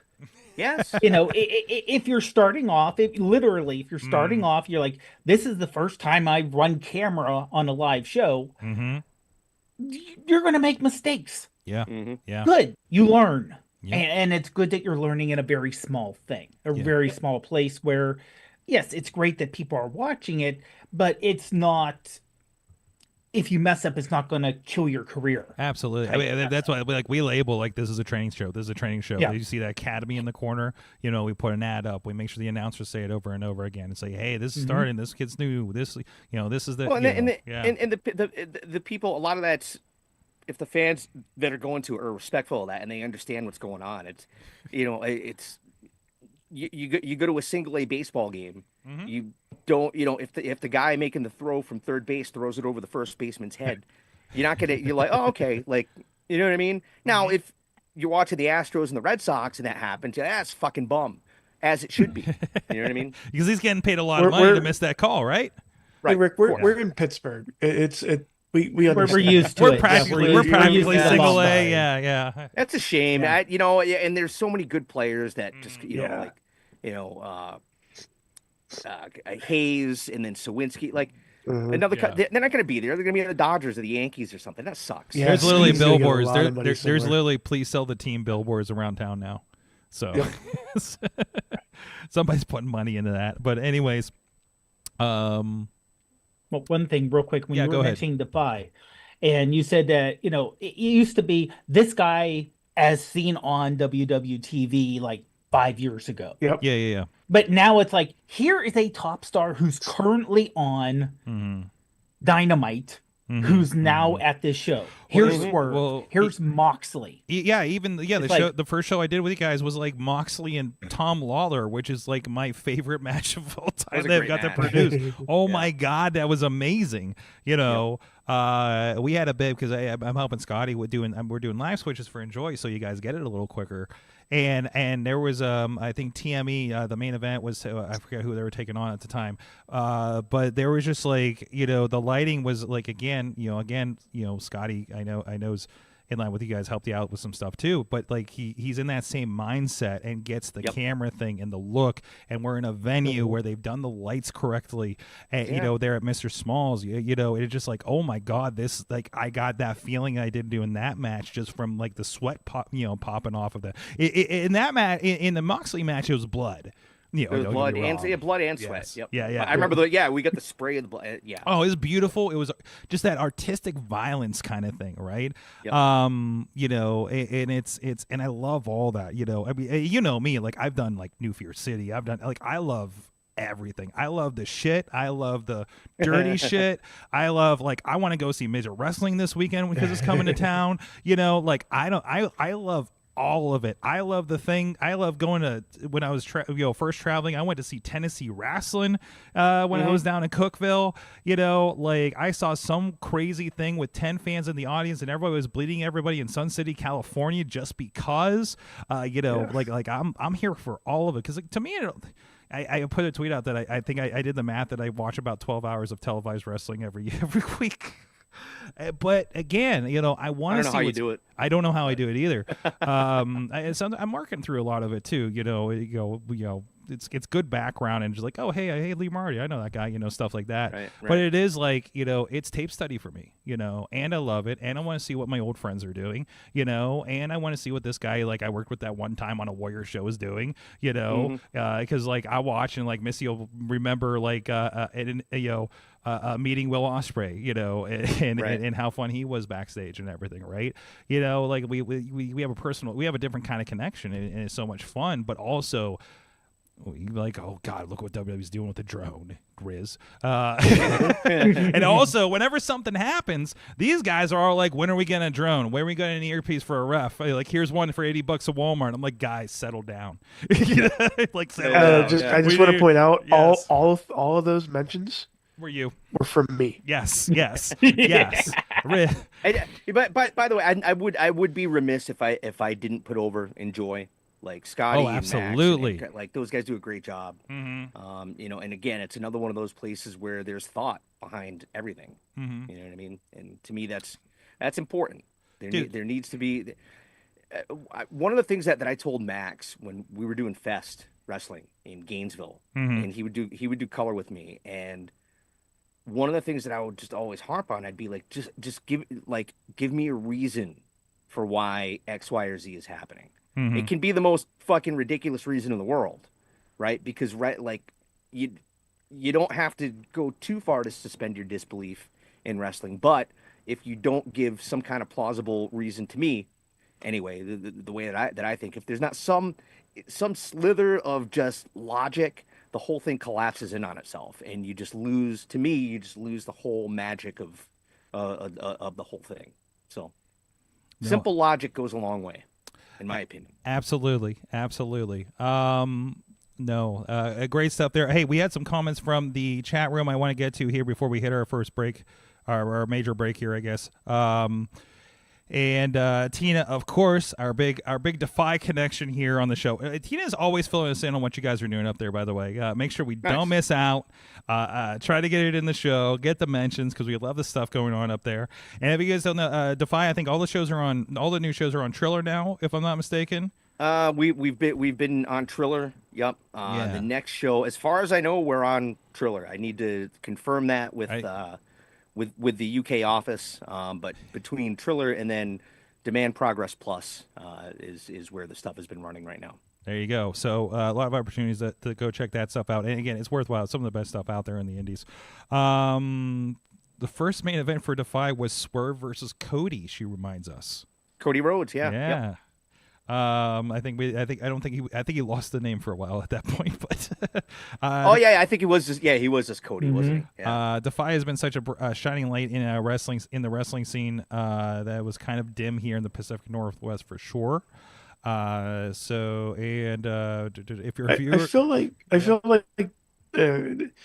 you see a lot of those like in the big city type situations where it's like with Defy and with Enjoy, starting up with Enjoy, you see those. This was a bright spot in a very dim feature of professional wrestling, which is like big city wrestling. One of the things that Defy actually did, Matt Farmer and Jim Gilmer, the two guys that founded it, they actually got like laws changed in Washington. There was a whole thing where, and I don't know like all the details to really drill it down, but basically, it's the stuff you always hear about with the commission and just a million hoops that you had to jump through. And they actually lobbied, I guess, the state, and ended up getting some laws changed. So now it's it's under entertainment as opposed to being treating it like MMA or boxing or whatever. That was a big part of that. I'm going to have to contact them and see how we can enact that here in Pennsylvania. I know we got a new commissioner who I've met. I've had some good conversations with him. So maybe we can have a conversation. I'm on the fence because I don't like the hassle of the commission when there's a million hoops to jump through. But I do like the idea that there's some sort of standard. You know what I mean? Yeah. It's good and bad, but like, you know, little things. Yeah. Like I know the biggest complaint here in Pennsylvania, and again, we're not as strict as New York or anything like that. You know, New York's brutal. Yeah. I'm amazed some of the stuff that some colleagues of mine have. I didn't realize some things that were going on up there were not, you know, how things worked. Because I'm used to West Virginia, where it's the Wild West. You know, we can, you know, about anything can do it happen down there. But yeah, I know the biggest issue here is the doctor situation. Like, you have to have a doctor, whereas like maybe an EMT would be okay, practically and cheaper in the long run. So and there was something going on around a couple years ago about trying to push for that. So maybe it's time to get some people together. But also, you got to make everybody actually work together in Pennsylvania and in Pittsburgh and stuff. So good luck. So it's a whole other thing. Oh God. You know, just to you know, you touch on the commission. Like, all right, so when there's no commission, it gives people too much. In some ways, it gives people too much leeway to do too much crazy shit. I've been I've done Detroit shows. I'm not a fan of, you know, shit like glass or guys not being careful. Like, you know, if you're using like I did a show once where somebody had like a board game. There was a fans bring the party weapon match, and it's a board and they whack somebody with a board game. But now you've got these little plastic pieces that are flying out. Like, you hit somebody in the eye. I know it sounds stupid, but if you hit somebody in the eye, you're fucked. If you dive out into the crowd and, you know, listen, I get it. We all get it. You go to a show, you expect that. What about just Joe Blow that says, I'm going to go to the wrestling show, and he's got some fucking moron diving off the turnbuckle out of the ring, and he falls over and fucking hits his head. Like, what then? You know what I mean? So, you know, shit to think about that a lot of promoters, I find, don't. I've attended shows in Detroit. Again, I work a lot in the Michigan area for my job, and have work promotions, of course. You know, it's like I'm like sitting there. I'm here seeing them like hit the post with the tube and then showering the other side of the crowd, and I'm like, what are you doing, man? You know, you're just asking for trouble there, right? And in NXT once in 2014, probably early 2014. It was early in my run there. Somebody did it, you know, not even a real dangerous spot. They just went outside the ring and like somebody kind of went into the guardrail, and some woman that was sitting in the front, the guardrail hit her in the shin. And the next week, pre-show meeting, Terry Taylor told everybody, no more guardrail spots. Yep. And so I don't know if it was a lawsuit, if they settled or whatever. And then a couple years later, I was doing another show. It was a WrestleMania weekend, and it was an early morning show, and somebody whipped somebody into the guardrail, and there's, you know, a guy sitting there that was probably hungover as shit because he looked it. But anyway, the guardrail snaps back and hits him in the mouth and knocked his teeth out. Oh, why? Jeez. Why? You know what I mean? Like, was that worth doing that spot? Yeah. So yeah, you know. Yeah. I'm with you on that. You know, I like the crazy, but if you're putting the fans in danger, that's not okay. But hey, that's perfect. But you know, it's wild stuff. So, and but anyways, we're here. Rich Bocchini. We're going to take a quick break for you guys. We're going to come back and have some more conversation, and we're going to find out what everybody learned from wrestling this week. It's been probably a very educational week, and we'll be right back after I find my ad spot, because I changed everything 2 weeks ago. We'll be back after this, folks, as quicker as you could say hullabaloo, hullabaloo, hullabaloo 20 times. That's a fucking professional right there. We'll be right back.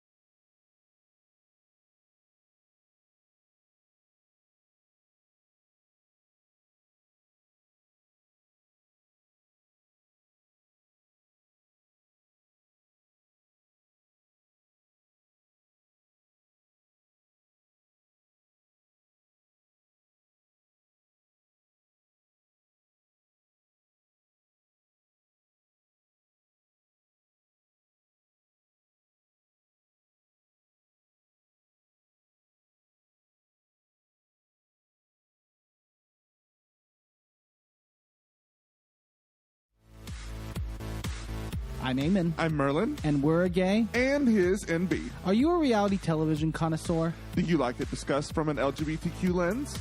If so, A Gay and His NB is the podcast for you. Hear us break down all your favorite guilty pleasure reality shows from Bravo, Drag Race, and just about everything in between.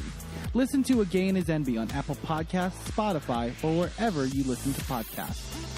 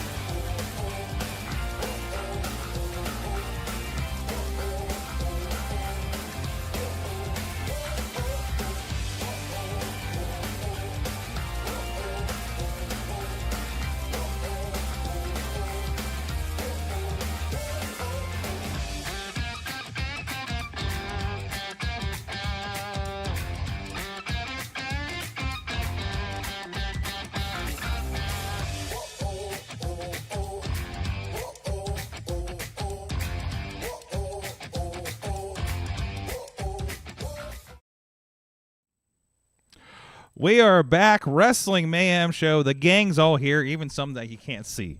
Like John Cena style and stuff, right? If you're a podcast, you can't see any of us. We're just figments of your imagination and voices in your head. And we're not real. Welcome to the party. No, we're fake as hell. So Riz is with me, Podner's with me, Rich is still with us as well, and we're gonna. Hi, hey, that voice. The most pro voice you're probably hearing here this week. So there was a little news. I'm kind of curious. He is an old friend of the show, so I of course some curiosity of this, and plus some of my students at school. Oh, I'm teaching. For those who don't know, actually brought this up to me, so I know if people are walking up to me asking about it, everybody's paying attention. What is going on with Corey Graves in the last week? And I guess just for background here, and I think we do have an update for tonight. Allegedly, of course, we know Corey moved over to NXT. Pat McAfee popped up on Raw. They did a shuffle. They did the Netflix shuffle here a couple weeks ago. And he sounded a little miffed on Twitter about not being quote unquote famous enough for what he's been doing, and has been relegated to NXT. Which honestly, NXT is on network television now. I feel like that's a pretty okay spot to be at the moment. It's not like he's going to like Florida Championship Wrestling on what was the TV down there, Rich? They were on Bright House. Bright House, yes. FCW. Yeah, I remember watching it a couple of my daughter has lived in Florida for 20 years or whatever, and I go down and visit her and be, FCW is on at like midnight on Sunday. I'm gonna check this out. Let's go. Let's see the next generation. Yeah. Yep. In a warehouse somewhere with all these WWE posters. But yeah, and allegedly he wasn't on NXT last week. And I understand he did pop up on NXT tonight. I watched it after the show, obviously. Is that, can we confirm that chat room? I think the chat room had. Okay. No, we can't. We can't. We can't. Yeah. So, man, I get it. People, get mad about movements and things like that. And Corey Sterling, whatever you know him as, he's always been somebody who's very. I remember back in the day. Him being very honest about the indie wrestling scene here in the late 2000s and getting in a little bit of hot water with people. So, I'm not surprised at the comments from him, because he's somebody that speaks his mind. I think that's what he is very good at. And why he's in the position he is, to the way he presents himself, right?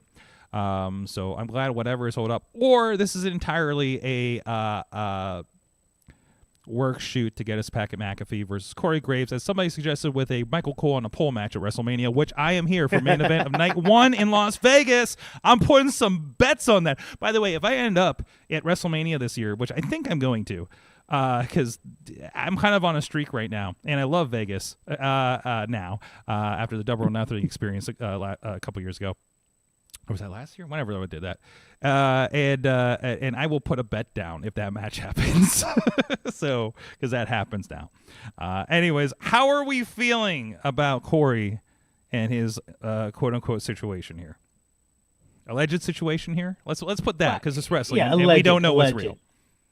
And honestly, I gotta think it was real, because there was and I missed it, but I heard someone say, "Did they get Corey Graves on commentary?" So I gotta think. What were the comments? I didn't catch them, because I saw the tweet right after the show started.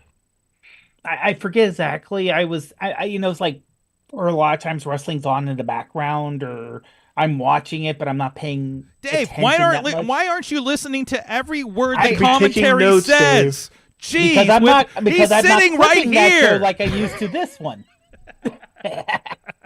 So they start paying me, I'll pay more attention. Oh, okay, I got you. Well, come down Thursday nights and we'll train you. But no, I mean, I can see, like you said, I can see where Corey would be pissed. Went online, and someone said to him, "Okay, we think you're wonderful. We think you're great. We think you spoke up when you shouldn't have." I don't want to say lucky for him this isn't the Vince thing, but it's a new group he's with for being the higher ups, and they said, take a week off to cool your jets, and we'll put you back on NXT if you want to. Otherwise, there's the door. Feels like a very HR conversation probably happening around this. It does, yeah. So, but honestly, I wonder how much. And this is just me trying to get into mind if I had something like this. Yeah. Did they tell him you're going to NXT? I think he was on 1 week in NXT. He went home, vented to Carmella.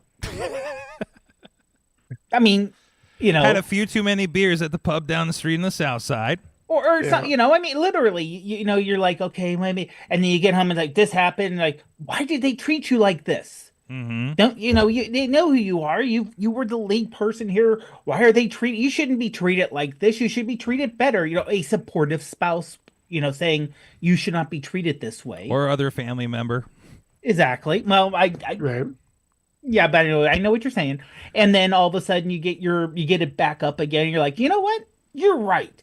And now what's different now versus in the past? In the past, you would just tell your friends and you yell and you scream and you do whatever and you get it out of your system. Now you have millions, I don't know how many followers. He has thousands of thousands of followers, and you tweet out, "Oh, I guess I'm not big enough to be on here." And then all of a sudden, like I said, HR, your boss, whoever, I don't know if Michael Cole's his boss or Michael Cole's over all the announcers. Cole's not in the office anymore. I know that much. Yeah, he's not the big. He's having way too much fun to be in the office. Oh yeah, which is why he's enjoying himself again. But yes, good. But yeah, like who's ever his direct boss, and Triple H could even see it. Like, why is one of my announcers doing this? So I honestly believe it was someone in their mind getting demoted, getting mad. Saying something in public, and probably having, like I said, HR or someone just having a talk to about him. Yeah. Now, and whether they make it into an angle, that would, like you said, that would be great. Cole on a pole. Cole on a pole. Cole on a pole. I'm here for show title. Oh my God. Yeah, there we go. But I feel like this is gonna, if this does come out to be like a match or an angle type situation, which I had that feeling, but the roller, I feel like the thing with Corey is a nice little roller coaster of whether it's true or not or work or not. But if they do kind of sneak in a angle of some sort, I feel like this is going to be the new Backlash angle, like the new Joey Styles, not good enough to call Backlash type situation. Okay. Like I'm not even good enough to call SmackDown.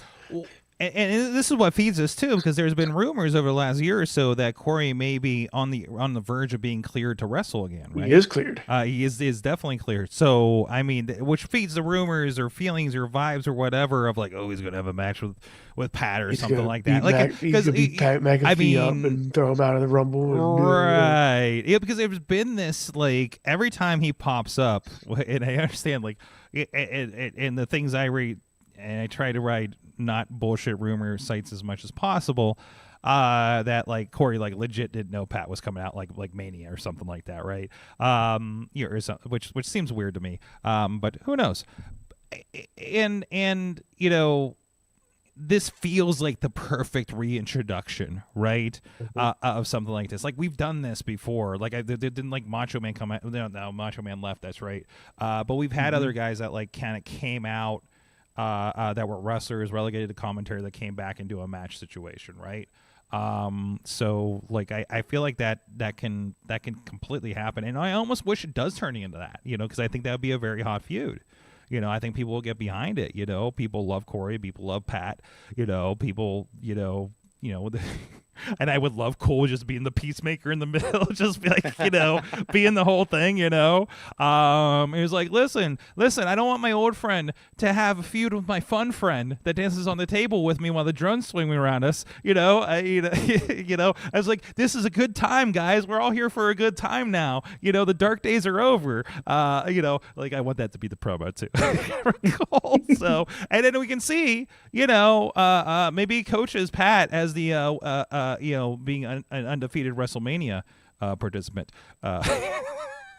So there's so many ways you could go with this that just would be a fun thing to do at Mania. Now, I just heard the recording of the beginning of the show. Okay. And Vic Joseph says, don't adjust your set. This isn't AI. Corey Graves is right here next to us. And then Corey said, I'm right where I want to be. Where passion is everything, the hungry survive, and pro wrestling never stop being cool. Wow. Okay. And then what did Booker say? Booker would just kind of point at him. And then he just said, Shucky. There he is right there. Okay. There's Corey right there. He just gave him the Scott Hall? Okay. Got you. Yeah. As far as I know, there was no Shucky quack quack. Ah, what?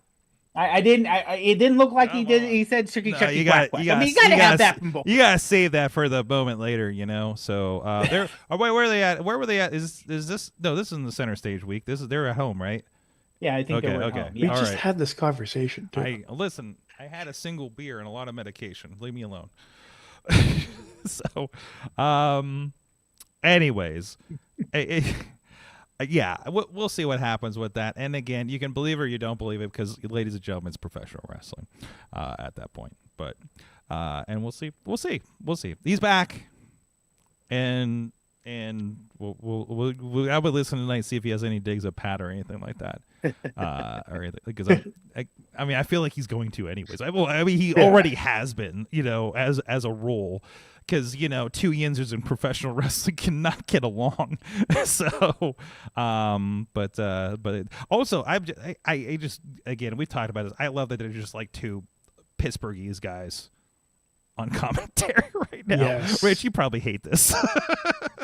Why? Why would I hate it? I don't know. I don't know how great our accent is to a trained professional like you. Oh, dude, I grew up outside of Boston. So, yeah, that's true. You know, and it's still like my Boston or, you know, New England.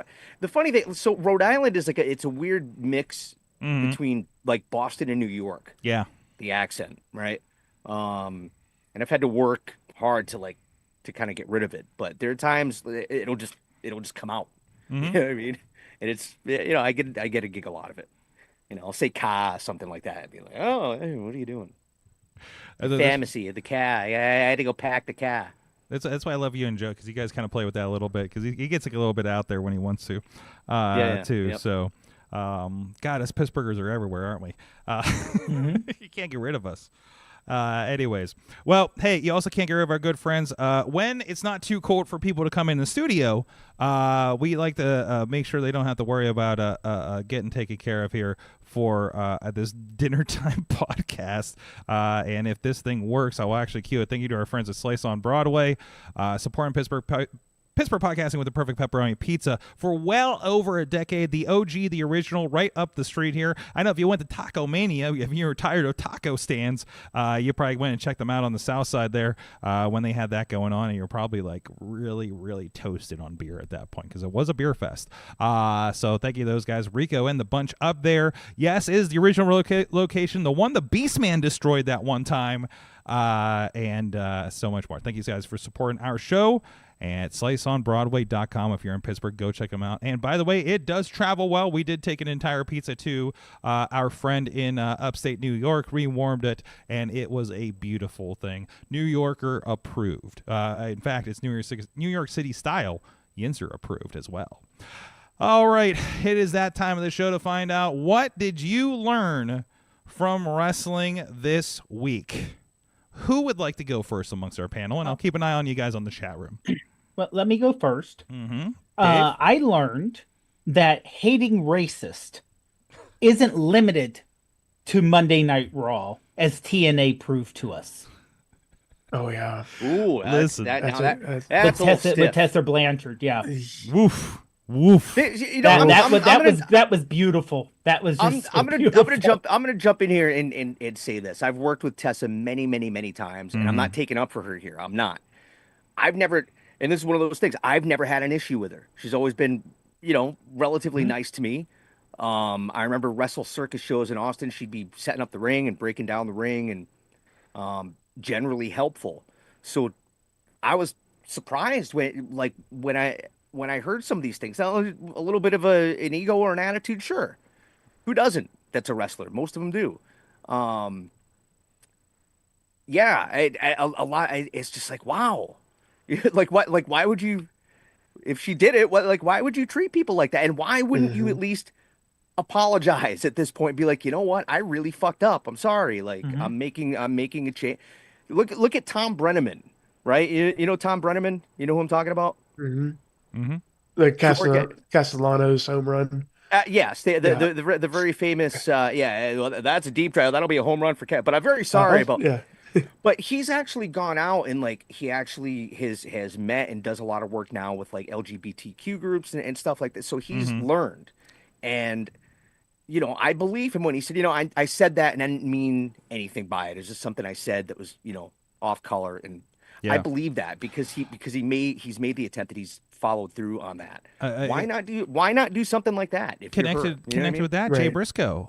We were here in Pittsburgh when he had to do his apology for what he said. All right, and obviously it kept the Briscoes off.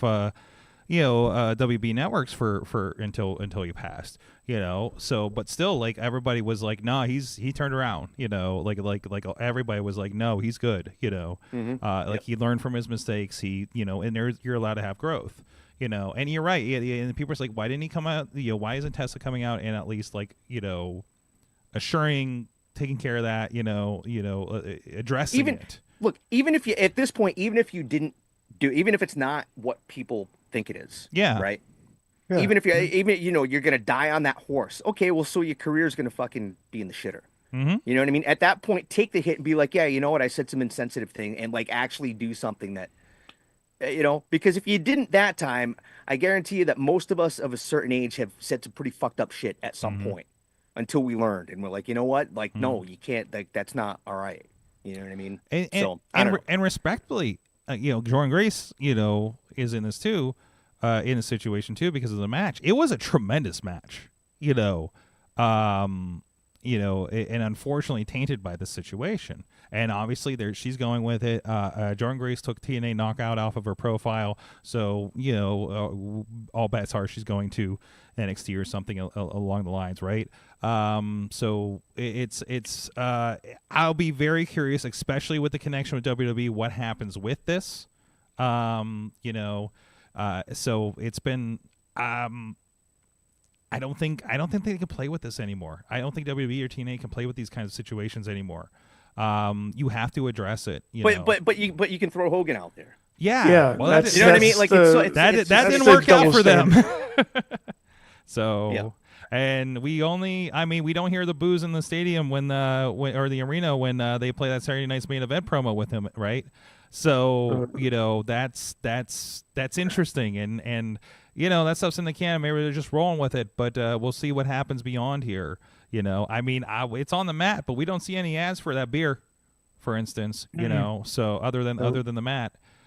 So I'm kind of curious to see how they play out from here on. And this is the reason he wasn't taken off of the logo. Like Hulk Hogan was, what happened in the Silver Dome for about 3 years, which is wild. It's like, wow, we blackballed Hulk Hogan. Like that's, CM Punk calling out that he will finally kill Hulkamania as if it didn't happen last week. Like that was my reaction. I was like, oh my God, this is the day Hulkamania truly died. Like on TV as far as things go. To the chat room, let's check in with them. But there's a lot of comments there I missed because this thing needed to get oh my God, I forgot about PCO. Holy shit. Oh, yeah. Oof. It's not what I learned, but PCO, like I'm watching the TNA show and I'm seeing like PCO just destroy the TNA Digital Media Championship. And I watched the clip and like people were trying to take the microphone away from him and everything. I didn't see his new comments. I know he had some comments the next day about clarifying, and I didn't have an opportunity to read those. But man, a lot of pissed off people the last couple of days. So, but that's going to happen with everybody. There's a Britt Baker situation. Allegedly, there's an alleged call of Tony Khan talking about how terrible she is. This is I don't know. Two sides to every story, and when I hear something like that, it's just like until you hear one way or another, you can't fault one party or another, as far as I'm concerned. So we'll see. And if that happens, hey. Can't wait for Britt at a WrestleMania or Rumble or something, right? I'm down for it. Who isn't? So let's get another fucking Yinzer in WWE, guys. Let's do it. Taking over. The Mad One learned that Chad Gable needs to go to the torture chamber led by Vampiro to truly learn the dark arts of Lucha Libre, so we can call them Chad Gable Negro. Yeah. Nice. That's a man. You've been really thinking about that hard for the other resident thing Lucha Underground historian, by the way. So we need to check in. The other thing I saw that people were mentioning was this could be the reintroduction of whether he's going to be called Alistair or Malachi Black, because his dark arts training center. Mm-hmm. So this could be him coming back. I mean, Malachi Black versus Penta. Anyone versus Penta is going to be match of the week. I mean, the match yesterday. I with Pete Dunne. Yes. Oh, yes. Jesus. Yes. Like, I know back in the day, like these would have been like 5-minute, no offensive moves type situations, but Penta putting up match after match with Chad Gable at the beginning, and then with Pete Dunne now, like, doesn't only elevate him, it elevates Pete Dunne and it elevates Chad Gable, who calls JD McDonough JD McDouche, just shortening his name for no reason. But just that style of making your opponent look like $1 million while you look like $1,000,001. Just perfect. So, what I learned this weekend. Oh yeah. Listen, I can't remember this good energy coming off a show, off of this weekend. But there was a lot of good stuff. there was a lot of great introductions. Our friends Pretty Boy Smooth, there was Dante Casanova, who I told him to his face, I was like, brother, that intro was fucking kick ass, and you already look like a damn superhero. And of course, he's the new Exodus champion, NWA Midwest champion over there. But I out of all of that, all those superstars on the show, EC3, Sandow, whatever his name is now, and everybody like that. But on the YouTube stream, I can tell you for sure that the highest rated person on that show, I didn't think I know who you're about was to say. the entrance and debut of a character that has been building to his first wrestling match for over a year. He's not using this name anymore, but we knew him for a year as Mike from State Farm. And he had the most amazing introduction. I encourage you to watch the introduction, but in the meantime, because it's right here at my fingertips, I also encourage you to watch the making of when we were walking through the introduction, and EC3 was playing one of the State Farm dancers, as we were calling it internally. There he is on the left, by the way. Listen, you ever watch those videos with like Triple H is going through like an introduction and like having a good time, like showing the poses and everything like that? Yep. Three is definitely, at least he's adjusting him and says, no, you do this and stuff like that. Like, I love watching creatives fucking work, and he is having so much fun. And there's actually a good thing where he's just like dancing and having a good time at the end behind him, when he gets in the ring here. This is tremendous. I sent it to a friend who's a big EC3 fan. I'm like, here's this behind the scenes video. Don't share it with anybody. And then within an hour, I saw this on social media. I was like, oh, never mind. Everybody's going to see this. I just didn't want to be the one to make the decision. So tremendous stuff there. Again, that is NWA Exodus Pros. Begin Again. It's on the NWA's YouTube. It's free.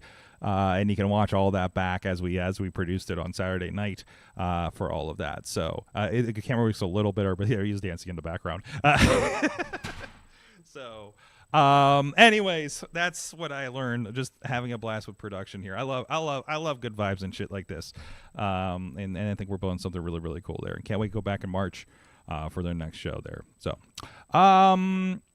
Riz, what'd you learn? I learned that Joe Hendry finally got his flowers. Yes, he did. My God, that was great. And he's also going to be in the Rumble as TNA champion. Is that confirmed? No. Oh, shit. I'm just betting. That's you also putting your bet in this year. Okay. Yep. And also he did mention in his post winning interview about who he wants to face next or who's next in line. Mm-hmm. He mentioned John Cena. Because John Cena posted the WWE TNA logos together, like what we were talking about. So keep that in the back of your mind. Yeah, there was like some Cena should make a stop through TNA on his farewell tour or something, right? Do it. So I mean, we're in a year. Within a year, we had a Edge. God, was it here in Pittsburgh where Edge is holding a Ring of Honor mic, and he's like, "Well, never thought this would happen," for the post show. That got around there too. So hey, from the chat room, real quick, Tina says, "Not really a lesson, but do want to say I love it when the wrestling community comes together and uplifts someone. An unfortunate time for someone sending positive vibes to Allie Cash." Mm-hmm. I think she had a broken leg as a result in that match at the GCW Hammerstein show this weekend. They actually posted on the GoFundMe X-ray pictures, and both her bones in her lower leg were. It was a break. Yeah, they were just basically it was if you know football, Joe Theismann injury. It was the Psycho Sid injury. It was that bad. Now I just checked her GoFundMe. She has undergone successful surgery and will be discharged this morning, it says. So they don't keep you in the hospital for that. And she does have a $60,000 goal, $60,000 goal for her GoFundMe, and she's already up to almost 50,000. Good. Wow. Good. Glad to see it. Yeah, with those injuries, you don't there's no real physical therapy in there. No. It's just you have to not move. Like you can't move that leg at all. But I would say if you look at the actual X-ray, for one bone is snapped and off. The other one has two breaks in it. So there's the bone coming down from the knee, a little section which really isn't connected to anything, then the bone going down to the ankle.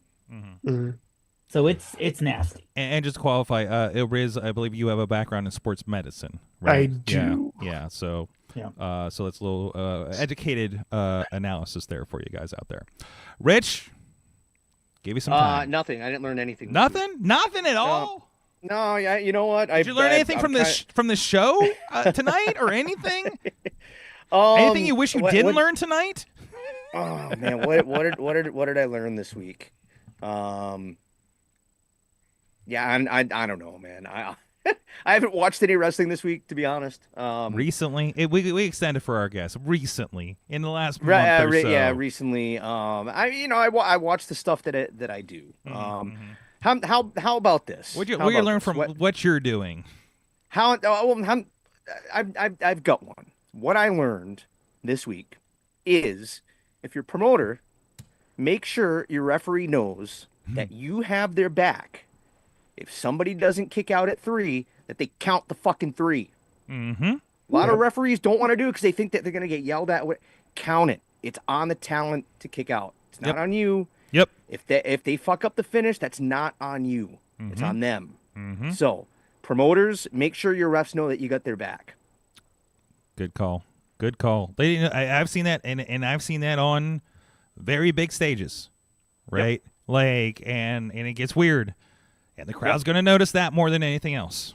And then, you for the announcers, we have to find ways to make it make sense. Recently, there was something in particular that happened where the guy was actually hurt, and the referee paused on the 3, and we were kind of like, and then a second later, made the X, and like, okay, well, the safety of the competitor is the most important thing. The referee realized that, whatever, right? Yeah. And you kind of go like that.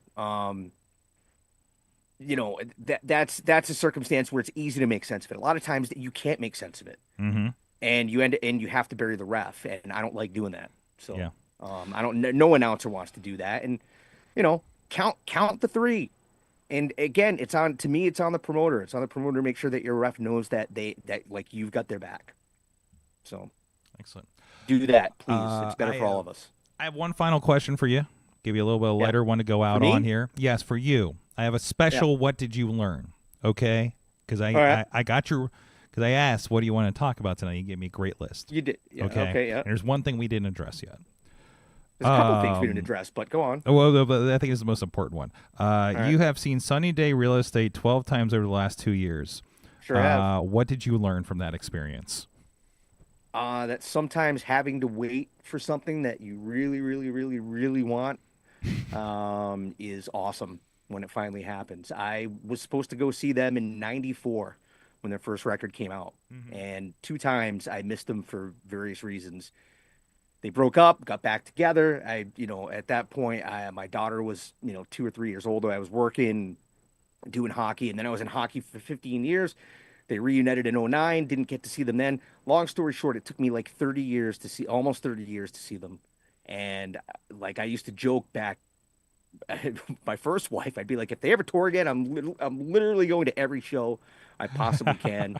And the last time I saw them was in Chicago, and it's relatively inexpensive to fly from Boston to Chicago. And great transit system, et cetera, et cetera. And I was like, I want to see one more show on this tour because they did their first record start to finish on the most recent tour that they did. And anyway, I flew out there for that, and I've seen them like a bunch of times all over like different places, not just like Boston or whatever. I've seen them like in LA and Austin and Dallas. Like I've bounced around. Like I said, 30 years it took me, and I'm kind of nerding out, right? Like there's probably something going on with like where I'm on the spectrum or something where I like hyper focus. But seriously, I waited years and years and years to see them, and I had to wait, and it was worth it. So That's awesome. I feel like this is one of those things where like you were rushing out of a show that we worked together on, and it was like, yeah, I'm going to such and such town to go see a band or something. I'm just like, what the hell? You know, I don't think that's where you live. Last year, no, that was that Defy show in Seattle. Because it was the day before Easter. They played the next day in Los Angeles, and I figured, well, I'm already out in Seattle, I might as well go. So I flew down to LA. And I saw them that night, but like a little more than a year ago, I did a Deadlock show in Raleigh, and this other band that I had waited years to see, Velocity Girl, like pretty well regarded, like indie pop, like from the '90s or whatever. They were playing in Durham, so like literally the 1, 2, 3, I'm like, all right, goodbye, in the car, fucking hightailed it over to Durham, and I lucked out, and I think they had a problem with their bass amp. So they played like the first song, and then they had to do something where they had to fix it. So I only missed like a song and a half or whatever. So that's awesome. You know, a lot of I've been going to so many shows just because for so long I wasn't able to because I was on the road doing hockey. Like you know what I mean. So I missed out on a lot of that stuff. I'm obviously a big music fan. Like played in bands back in the day and stuff. So. It's cool. You know, I wish I could have seen them on the first run, but I don't know that a lot of these bands, I don't know that I would have appreciated it the same way that I do now. So that's awesome. Rich, thank you so much. You got so much going on here. Again, January 26th is Deadlock Pro in Houston. You'll be in Defy Wrestling at February 7th up there in Seattle at Washington Hall. And we didn't mention too much, but in February 21st or 22nd, you're going to Qatar, I think it is, in the Mideast again. You've been there before with our friend Joe Dabrowski. Qatar for Ali QPW is doing Super Slam, the big shows that they do. He's done a lot over there with. They have an academy. They run local shows. They're trying to develop, local talent, and it's one of the few promotions that I know of that's in the Middle East that's trying to make a go of it. Ali's a big wrestling fan. He comes to all the WrestleManias, all the conventions and stuff. Wow. So yeah, I'm really excited to be going back. Doha is beautiful city. Very a lot more Western than I probably would have thought. I remember the mall. There was like an ice rink. There was a Tim Hortons, which blew my mind. McDonald's, like. It's right on the Gulf. It was, it was really, really nice. I don't know. It's kind of one of those things where it's like, Saudi Arabia is gorgeous and, but you hear about some of the, the civil rights things, which I'm just kind of, hopefully there's not a whole ton of that stuff going on, but you know what I mean? It's, I just think it's cool that you can go over there, and it's wrestling that brings you together and, and I know it sounds corny and whatever, but like for all the differences that everybody has, you get together and, whatever you realize, well, shit, we're not really that different. We're really not. You know what I mean? And it's a very, for an American or, I'd imagine maybe even for like, somebody from Canada or whatever, from this part of the world to go over there and have that community or whatever. It's a very, very cool thing. Awesome. Thank you so much for joining us. I can't wait for us to hang out again in person. But in the meantime, everybody, thank you, everybody. Again, Thursday night is Thursday Night Fights, our training show with our friends at T2T Pittsburgh Wrestling Academy. Also, check out their Patreon. They're doing their own show amongst the trainees here, the Happy Hour. We have nothing to do with it. Like, they're filming it themselves, so I'm really excited to see how that turns out and see even fresher talent before they pop up even on our streams on IndyWrestling.us. And also we will be with VCW that will also be streaming on the YouTubes and everything for IndyWrestling.us here on Friday night with Beastman and Cowpoke Paul and the crew there too. So tell Beastman I said hey. Yeah, I definitely will. My old buddy, the Beastman. I actually haven't talked to him too much since he came back from Japan, so we're gonna have to catch up for that around the doing a show, of course. So thank you, everybody. This has been the Wrestling Mayhem Show. We'll see you guys next time. Mayhem out. Just wait. Wait for the perfect time, then attack. Don't give up what you want, take it back. Wait for the perfect time, then attack. This show is a member of the Sorgatron Media Podcast Network. Find out more at sorgatronmedia.com.